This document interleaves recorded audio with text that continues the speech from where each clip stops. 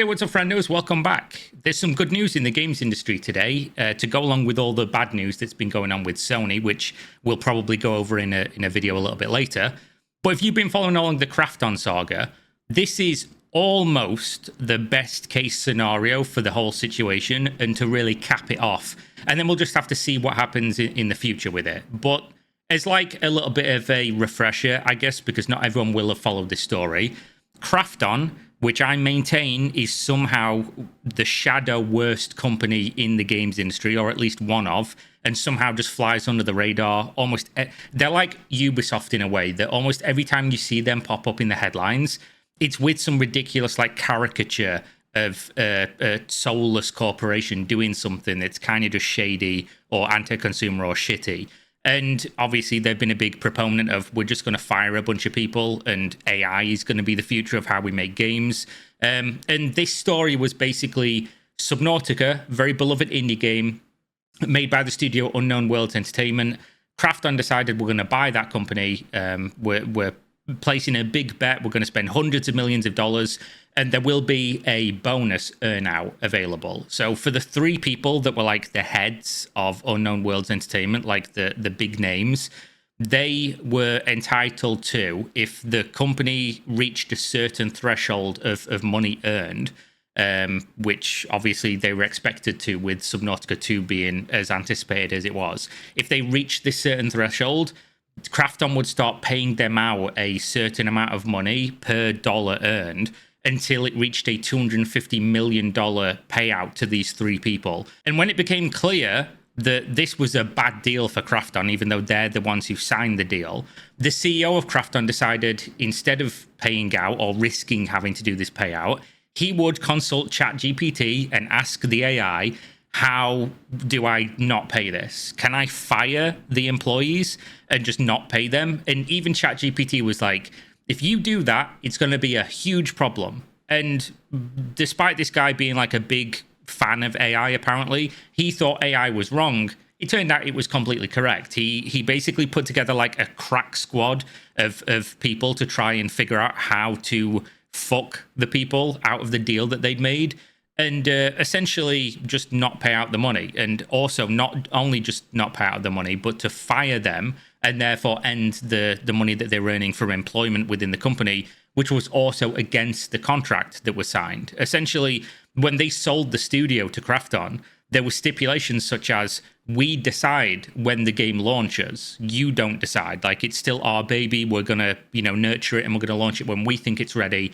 And Krafton essentially completely voided that and just decided to stop making their own decisions, delaying the game, firing the people, and then trying to get away with it. Of course, the three people filed a lawsuit against Krafton, which was sort of like split into two parts. The first part being about the earnout and whether or not they would be getting the $250 million, or at least having the opportunity to earn that $250 million, which they won. And the judge ordered that the main guy, the CEO of Unknown Worlds, would be Ted Gill, would be reinstated. The other two were not to be reinstated. They could just do whatever they wanted.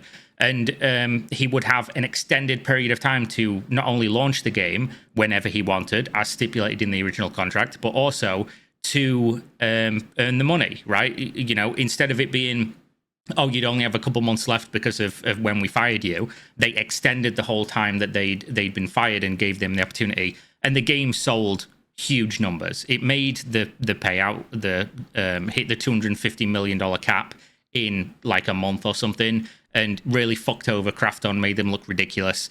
But there was a second aspect of the lawsuit which was to be played out. But instead of that second part of the lawsuit being played out and drawing more negative press, Krafton have decided to do the only intelligent thing, which is still not like Krafton good, they're the good guys here.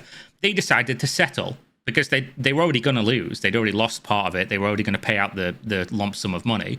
But as part of this settlement, they are going to actually benefit the people working at the studio, old and new, which is really good. So the context of the earnout, the $250 million, that was going to go to the three people. And then they'd agreed, like, I don't know whether it was in writing or whether just like a gentleman's agreement, that they were going to give bonuses to all the people who worked on the game as like a, you know, you worked with us, we made the game, it was successful, we sold the company, we became mega rich, fuck you rich, and we should give you some of the money, right? Because you were there, you made the game with us. But what has been decided now is that as part of this legal settlement to get the rest of the case to go away, Krafton is going to pay bonuses out of their money, not out the 250 mil. So the creators who sold the studio get to keep more money than what they were anticipating. They are going to pay bonuses to the entire staff of Unknown Worlds Entertainment after reaching the legal settlement. But there is a little bit of like a drama aspect to this because the CEO, Ted Gill, has stepped down from the studio. He said, quote, "We mutually agreed to part ways and new leadership is the best way for the studio to move forward." There's been a lot of people that I saw on social media that were essentially saying, oh, he was just in it for the money and he only came back to the studio to make sure they got the money. And now he's left after they've got it. And I just want to pose the question to you guys, and I said this in my original coverage of the when Krafton lost the lawsuit, is that how would you work within a company that you know, both in your brain as well as like in a legal document that's, you know, it's been through the court system and the judges agreed that this company tried to fuck you? Right? I mean, they didn't even just try to fuck you. They did fuck you the entire time up until they were legally forced to stop, right? You were only reinstated into this company because a judge forced them to do it. So how would that be like how would you work with this company going forward? How would you have any trust? Why would you even want to work with them? He's stepped down. He's moved on from the company. He's got his money. The other people who should have got the money have got it. And the people working at the studio have been taken care of. At that point, the game's successful, the game's doing well. He doesn't owe anything to anybody in terms of like the audience of the game or whatever. They got what they paid for. They're getting the game has good reviews and everything. At this point, it's kind of like everybody wins. It sucks that he's not going to be there because this was his project. But at the same time, like, it would be completely untenable for this person to be working with a company who literally fisted his ass. But the big thing here is, I did say at the beginning, it's not the best outcome possible. And that's because so far, the CEO of Krafton still has a job. And you've got to understand, like, when you read the legal filing, which I did in a previous video, I went over all of it. It's like an hour odd long video where we go over all the judgment. Some of the stuff that this CEO was doing was it's so incredibly stupid and just pathetic that it's hard to imagine that there isn't repercussions for this, right? Like, how does everybody get punished, including the company, the shareholders, the guy who has to leave his own studio because he was essentially forced out? Why does everybody get punished apart from the guy who did all of this, right? It's just one of those things that corporate rules, right? This guy probably made the company a bunch of money and they're just like, you know, he fucked up really badly, but he's still got a job apparently. The reason I wanted to talk about this is because, one, it's funny. Two, it's got like a nice ending to it. But three, there were a lot of people that read this headline and got confused because they thought the developer CEO resigns was the Krafton guy that did all the wrong things. And that's certainly not the case. He still does have a job. Now, obviously, Subnautica 2 is going to be an incredibly successful game. And who knows what's going to happen with it in the future, because there is going to be a new CEO coming in.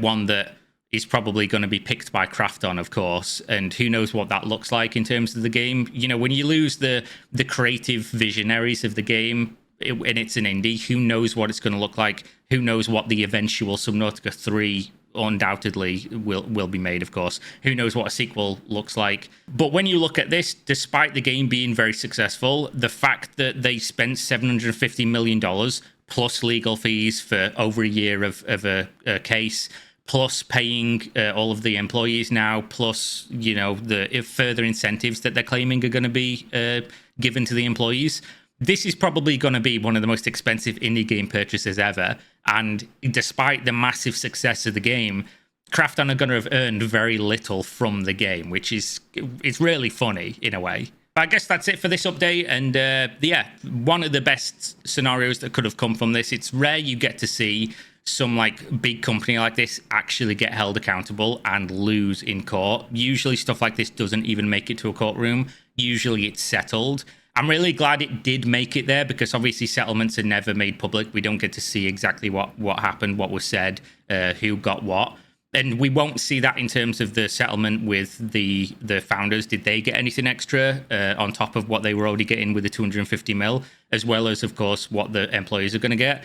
But the guy who stepped down, Ted Gill, the CEO, was saying that the people at the studio were significantly compensated, more so than they would have been if this wouldn't have been part of the settlement. So it kind of looks like, with it being a settlement with the CEO, well, ex-CEO now, and the co-founders, they actually went out of their way to make sure that the studio and the people working there were taken care of. So overall, it's just a good story for once in the games industry about company doing bad thing, being punished, and everybody else actually getting something positive from it.